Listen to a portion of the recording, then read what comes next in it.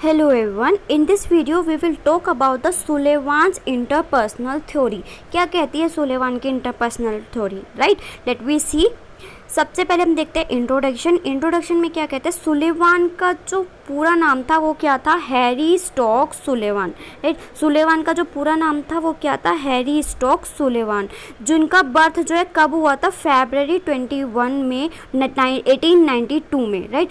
21 फरवरी 1892 में इनका बर्थ हुआ. और कहाँ पर हुआ? नॉर्वेज में. नॉर्वेज कहाँ पर है? न्यूयॉर्क में है, राइट? और इनकी जो डेथ हुई वो 14 जैन 1949 में इनकी डेथ हुई, जो कि कहाँ पर हुई? पेरिस के अंदर इनकी डेथ हुई. एंड सेकेंड चीज़, जो ये सुलेवान थे ये एक अमेरिकन साइकेट्रिस्ट हैं, राइट? जो सुलेवान थे ये अमेरिकन साइकेट्रिस्ट थे, जो कि इन्होंने क्या किया? इन्होंने बहुत सारी थ्योरीज डेवलप करी जो कि किस पर बेस्ड थी? इंटरपर्सनल रिलेशनशिप्स पर जो कि बेस्ड थी. इनका ये मानना था कि इनका ये बिलीव था कि जो किसी पर्सन के अंदर जो एंजाइटी का डेवलपमेंट होता है वो कैसे होता है? दो लोगों के बीच में कॉन्फ्लिक्ट डेवलप होने की वजह से एंजाइटी का डेवलपमेंट होता है, राइट?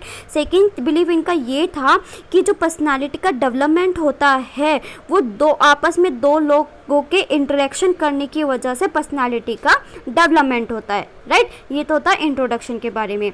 नेक्स्ट चीज़ हम बात कर, जो ये सुलेवान्स की थ्योरी है हम इसको एक्सप्लेन करते हैं 3 मेन हेडिंग्स के अंदर. First is dynamics of personality, second is enduring aspect of personality, third one is developmental epochs, right?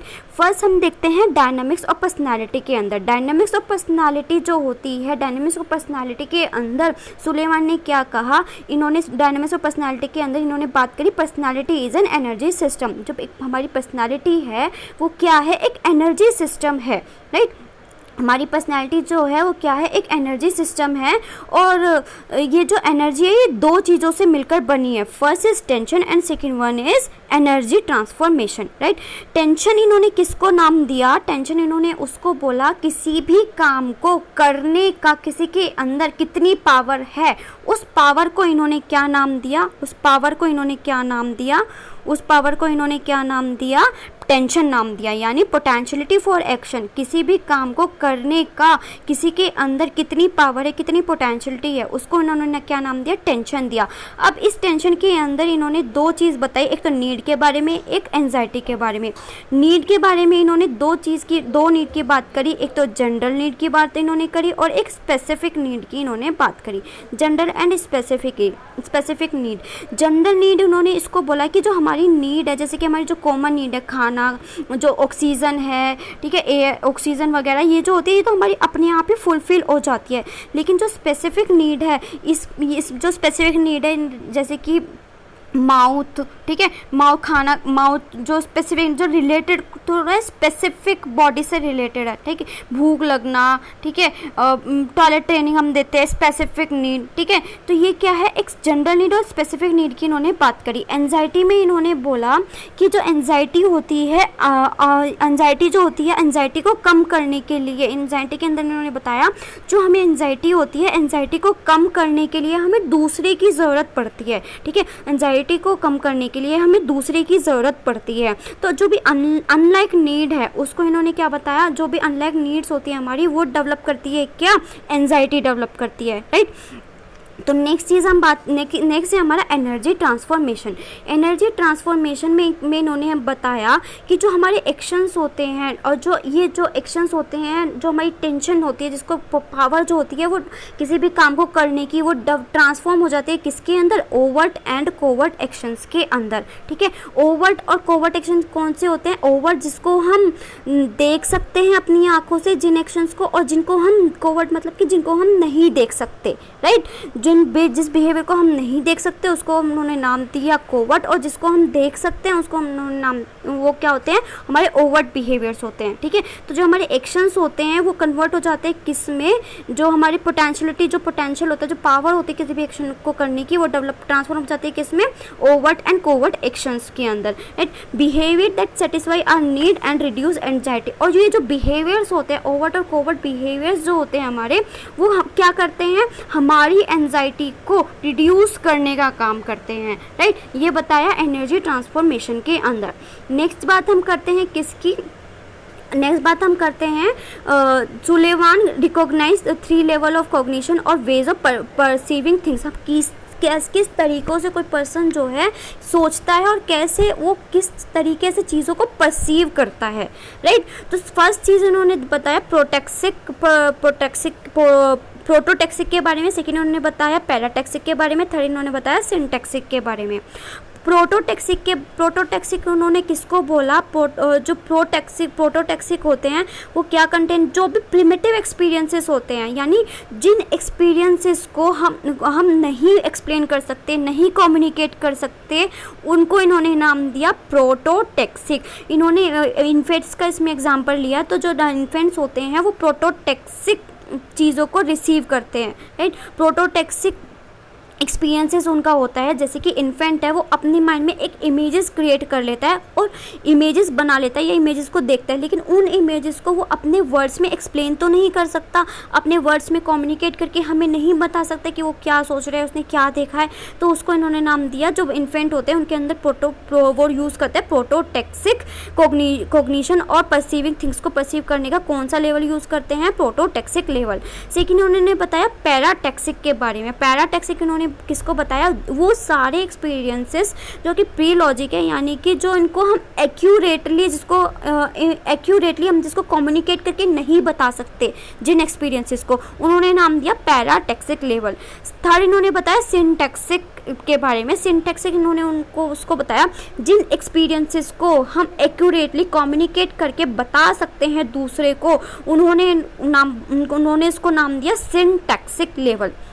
ये जो हम नॉर्मल ह्यूमन बींग्स हैं, हम कौन सा लेवल पर हैं, हम सिंटैक्सिक लेवल पर हैं, राइट। तो हम अपने एक्सपीरियंसेस को कम्युनिकेट करके एक्यूरेटली कम्युनिकेट करके दूसरों को बता सकते हैं ना, राइट। नेक्स्ट चीज़ हम देखेंगे एंड्यूरिंग एस्पेक्ट ऑफ पर्सनालिटी के बारे में। एंड्यूरिंग एस्पेक्ट ऑफ पर्सनालिटी के बारे में इन्होंने 3 चीज़ें हमें बताई, ठीक है। 3 चीज़ों इन्होंने बताई, डायनामिज्म के बारे में, पर्सोनिफिकेशन के बारे में एंड सेल्फ सिस्टम के बारे में। डायनामिज्म क्या होता है? डायनामिज्म का मतलब होता है स्वभाव, ट्रेट, किसी के कैरेक्टर्स, किसी का बिहेवियर, ठीक है, उसको बोलते हैं डायनामिज्म। तो डायनामिज्म जो है, इन्होंने डायनामिज्म के अंदर दो चीज़ों की बात करी, related to tension and related to tension and related to specific zone, right. तो रिलेटेड टू स्पेसिफिक जोन के अंदर इन्होंने क्या बताया, इसके अंदर इन्होंने बात करी बॉडीली नीड की, राइट। इसके अंदर इन्होंने बात करी बॉडीली नीड की, इन्होंने बात करी कि जो हमारी थर्स्ट है, हंगर है, तो ये जो है इसके बारे में इन्होंने बात करी कि डायनामिज्म जो है ये रिलेटेड है किससे, स्पेसिफिक जोन से। स्पेसिफिक जोन के अंदर इन्होंने बात करा किसका, हमारी बॉडीली नीड की, हमारी हंगर हो गई, थर्स्ट हो गई, ठीक है। इसकी बात करी इन्होंने किसके अंदर, स्पेसिफिक जोन के अंदर डायनामिज्म में, ठीक है। दूसरा कैरेक्टर, दूसरा स्वभाव, दूसरा ट्रेट या दूसरा डायनामिज्म इन्होंने बताया related to tension. Related to tension के अंदर इन्होंने बात करी डायनामिज्म, इसके जैसे कि ये है डायनामिज्म के अंदर इन्होंने दो चीज़ों के बारे में बात करी, dynamism related to specific zone and dynamism related to tension. तो dynamism related to specific zone में मैंने क्या बताया था कि बॉडीली नीड की इन्होंने इसके अंदर बात करी कि हंगर, थर्स्ट, इस सब की बात इन्होंने बात करी। सेकेंड इन्होंने बात करी डायनामिज्म रिलेटेड टू टेंशन। इसके अंदर इन्होंने 3 चीज़ें बताई, 3 टाइप के डायनामिज्म इन्होंने बताया, disjunctive dynamism and conjunctive dynamism and isolating dynamism. Disjunctive dynamism के अंदर इन्होंने बताया एविल, राइट, एविल, हेटर्ड, यानी कि जो मेलेनिज्म की इन्होंने मेलेनिज्म की इसके अंदर बात करी, राइट। मेलेनिज्म के अंदर बात करी, मेलेनिज्म का मतलब क्या है, जो नेगेटिव सोच रखते हैं दूसरों के बारे में अपने अंदर, राइट। तो जो ऐसे लोग होते हैं जिनकी पर्सनालिटी डायनामिज्म ये डिसजंक्टिव डायनामिज्म होती है, तो ये इसके अंदर जो मेलेनिज्म काइंड ऑफ पर्सन होते हैं उनको डिफ़िकल्टी होती है दूसरों पर बिलीव करने की, दूसरों पर वो ईजिली भरोसा नहीं कर पाते और इनको डिफ़िकल्टी होती है दूसरों को टेंडरनेस देने में और लेने में, राइट। टेंडरनेस से ही मेरे कहने का मतलब है किसी अफेक्शन, राइट। किसी को भी अफेक्शन यानी प्यार मोहब्बत देने में और लेने में इनको प्रॉब्लम होती है, तो मेलेनिज्म की इसके अंदर इन्होंने बात करी। सेकेंड बात करी इन्होंने, सेकेंड बताया कंजक्टिव डायनामिज्म, ये जस्ट अपोजिट है डिसजंक्टिव डायनामिज्म का। कंजक्टिव डायनामिज्म के अंदर इन्होंने बात करी, इसके अंदर इंटीमेसी आती है, यानी क्लोज इंटरपर्सनल रिलेशन, इन लोगों की कैसी पर्सनैलिटी होती है, क्लोज इंटरपर्सनल रिलेशनशिप ये मेंटेन करके चलते हैं और इंटीमेसी इनके अंदर होती है, यानी ये इजीली दूसरे के साथ कम्युनिकेट कर पाते हैं, इजीली दूसरे के साथ अपनी बातों को रख पाते हैं और जो दूसरे के साथ नॉर्मल वे में बिहेव कर पाते हैं, बात कर पाते हैं, राइट, अफेक्शनेट हो पाते हैं, राइट। थर्ड चीज़ इन्होंने बात करी आइसोलेटिंग डायनामिज्म की, तो आइसोलेटिंग डायनामिज्म के अंदर इन्होंने बात करी लस्ट की। लस्ट यानी आइसोलेटिंग डायनामिज्म, उन्होंने वो पर्सनालिटी बताई जिनके अंदर आइसोलेटिंग डायनामिज्म, जो उनकी isolating dynamism kind of personality होती है, वो सिर्फ अपने बारे में सोचते हैं, सिर्फ अपनी बॉडीली नीड के बारे में वो सोचते हैं, सिर्फ अपनी बॉडी, उनकी जो बॉडी सेटिस्फेक्शन, सिर्फ उनका जो बॉडी सेटिस्फेक्शन होता है, सिर्फ वो उसके बारे में बात करते हैं। लस्ट की इन्होंने इसके अंदर स्पेशली बात करी, एग्जाम्पल रखा सेक्सुअल ग्रेटिफिकेशन का, राइट, कि इनको ये सिर्फ अपना सेक्सुअल ग्रेटिफिकेशन अचीव करने के बारे में सोचते हैं, तो राइट। तो मेन हेडिंग इसमें हमें याद रखनी है, डायनामिज्म और डिसजंक्टिव के बारे में हमने क्या रखना है, मेलेनिज्म की इन्होंने बात करी, कंजक्टिव डायनामिज्म के अंदर इन्होंने इंटीमेसी की बात करी और आइसोलेटिंग डायनामिज्म के अंदर इन्होंने लस्ट की बात करी, राइट। नेक्स्ट चीज़ पर्सोनिफिकेशन, राइट, नेक्स्ट है पर्सोनिफिकेशन के अंदर इन्होंने बात करी,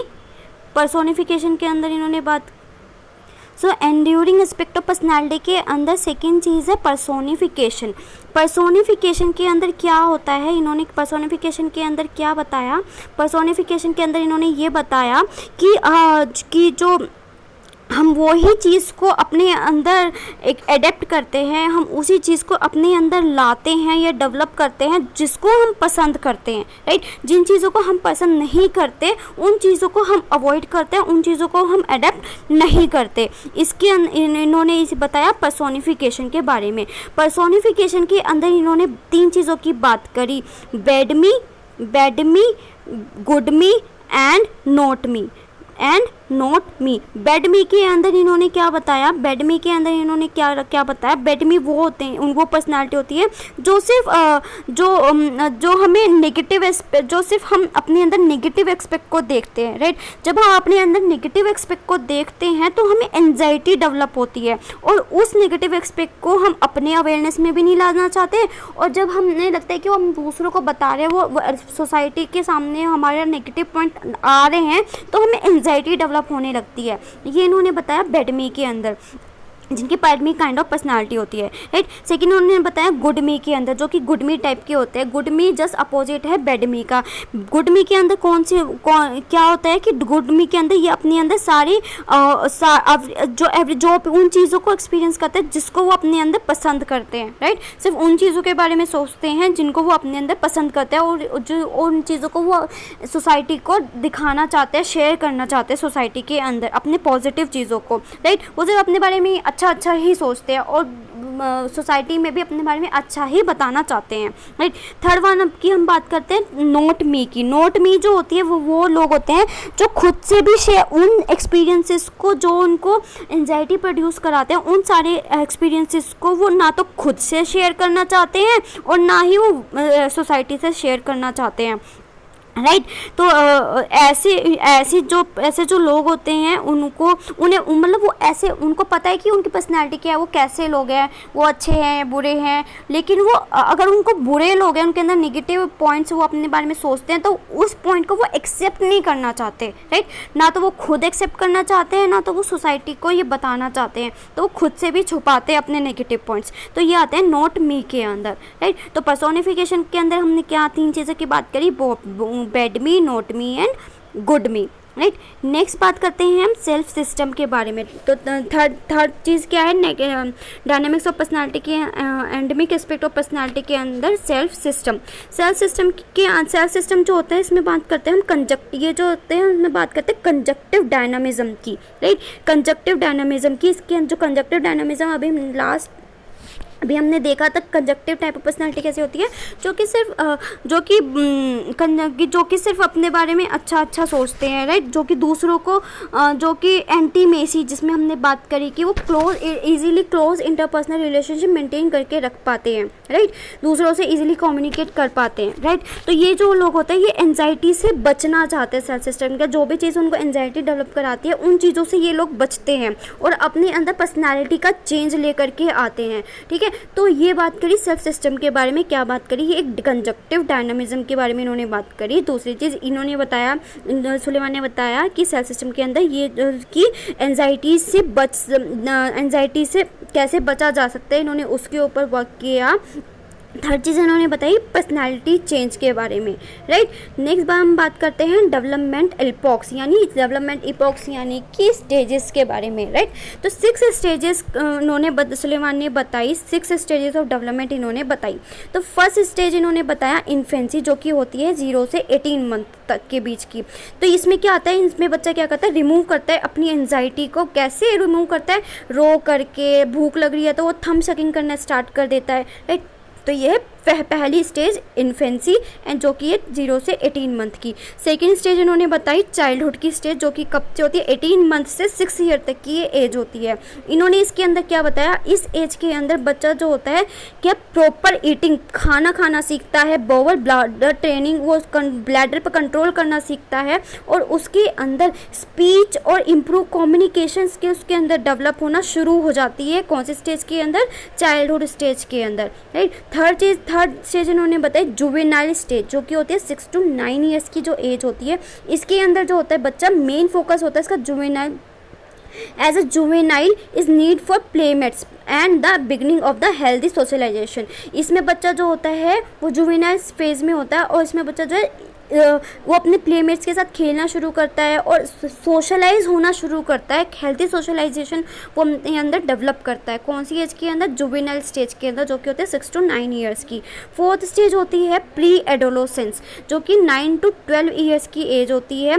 इसके टाइम, इस स्टेज में जो पर्सन होता है उसके अंदर ये इतनी एबिलिटी डेवलप हो जाती है कि वो क्लोज रिलेशनशिप को मेंटेन कर सके, किसके साथ, अपने पीयर ग्रुप के साथ, और फोकस कर सके किस ग्रुप को उसको फोकस करता है किस चीज़ के ऊपर, उसको किस पर्सन के साथ उसको रहना है, किस पर्सन के साथ उसको नहीं रहना है, राइट। इस चीज़ को वो क्या करता है, उस चीज़ को वो चूज़ करना सीख जाता है कि कौन से पीयर ग्रुप में उसको रहना है, किसके साथ उसको अपना क्लोज रिलेशनशिप मेंटेन करके चलना है, किसके साथ नहीं करना है, ठीक है। कौन सी स्टेज में, प्री एडोलेसेंट स्टेज में, राइट। और जो मेजर फोकस होता है इस एज में वो किस पर ही होता है, मेजर फोकस होता है पीयर ग्रुप के रिलेशनशिप पर, मेन फोकस होता है प्री एडोलेसेंस के अंदर, राइट। नेक्स्ट आता है अर्ली एडोलेसेंस। अर्ली एडोलेसेंस में क्या होता है कि 12 to 14 ईयर्स तक की ये एज होती है। इसमें जो पर्सन होता है ये differentiate puberty change this need for friendship to a need for sexual expression, right.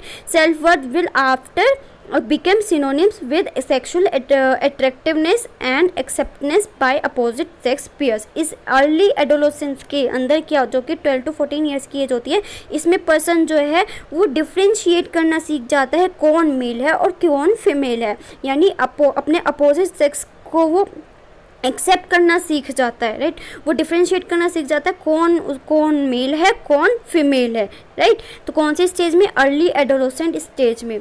तो नेक्स्ट है लेट एडोलेसेंस। लेट एडोलेसेंस होती है 14 ईयर्स के बाद की स्टेज। इसमें पर्सन जो होता है, इंडिविजुअल जो होता है वो इंडिपेंडेंट हो जाता है और सेलेक्टेड रिलेशनशिप उसका मेंटेन होना शुरू हो जाता है। सेलेक्टिव रिलेशनशिप जो होता है उसका, वो अब यहाँ पे उसका प्रॉपर डेवलप हो जाता है कि इंडिपेंडेंट, उसको जो करना है वो खुद से करता है, जो वो करना चाहता है अपनी बातों को वो सामने रख पाता है, इंडिपेंडेंट बन जाता है। सेलेक्टेड रिलेशनशिप यानी अब जब उसने,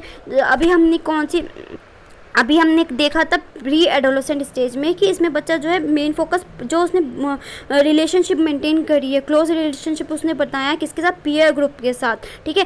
क्लोज रिलेशनशिप उसने बनाया पीयर ग्रुप के साथ और वो जब पीयर ग्रुप को जानना पहचानना सीखता है, लेकिन उसको किस ग्रुप के साथ रहना है।